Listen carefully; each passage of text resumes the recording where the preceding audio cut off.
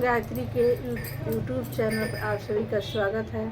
हम लोग सास बहू करनों को झोंक झूमर गीत गाने जा रही हैं। आप लोग लाइक कीजिए, सब्सक्राइब कीजिए। हम लोग का वीडियो अच्छी लगे शेयर कमेंट कीजिए। गलती को क्षमा कीजिएगा। सब्सक्राइब और लाइक करना ना भूलें। पूरा वीडियो देखिएगा। जाते बानी नैहर ससुरा के ले रही हो, जात बानी नैहर ससुआ के ले रही हो। सासु मरलू बड़ा माँ जायब अकेले रही हो। सासु मरलू बड़ा माँ जायब अकेले रही हो।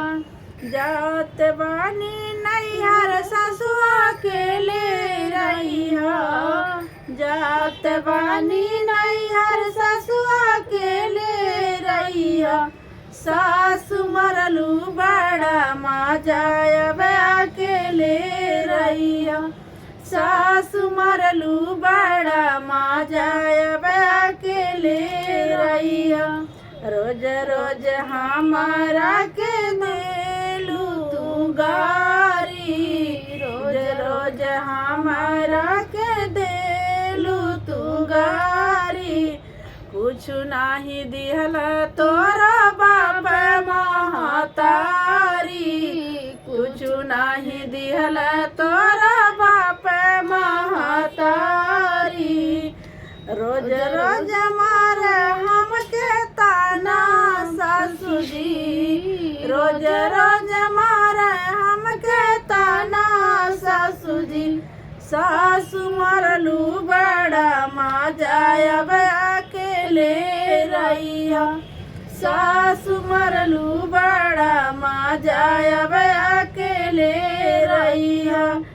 रोज रोज सासु हमके देलू गारी, रोज रोज सासु हमके देलू गारी। कुछ नाही दिहल तोरा बाप महतारी, कुछ नाही दिहल तोरा बाप महतारी। सासु मरलू बड़ा माँ जायब अकेले रही हो। सासु मरलू बड़ा माँ जायब अकेले रही हो।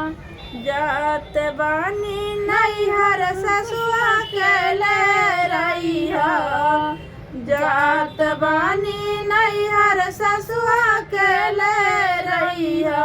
सासु मरलू बड़ा माँ जायब अकेले रही हो। सासु मरलू बड़ा माँ जायब अकेले रही हो। ससुर जी से गारी दियावलू ननद से, ससुर जी से ससुर जी से मारी खियावलू ननद से गारी। ससुर जी से मारी खियावलू ननद से गारी। हमारा के दियालू घरवा से निकाली, हमारा के दियालू घरवा से निकाली। कैसन हाऊ महतारी, कैसन हाऊ महतारी। सासु मरलू बड़ा माँ जायब अकेले रही हो। सासु मरलू बड़ा माँ जायब अकेले रही हो। रोज रोज हमारा के कहेलू भिखारी, रोज रोज हमारा के कहेलू भिखारी। कुछ नाही दिहल तुहरा बाप महतारी, कुछ नाही दिहल तुहरा बाप महतारी। अब अकेले रही हो, अब अकेले रही हो। सासु मरलू बड़ा माँ जायब अकेले रही हो। सासु मरलू बड़ा माँ जायब अकेले रही हो। जात बानी नैहर ससुआ के ले रही हो, जात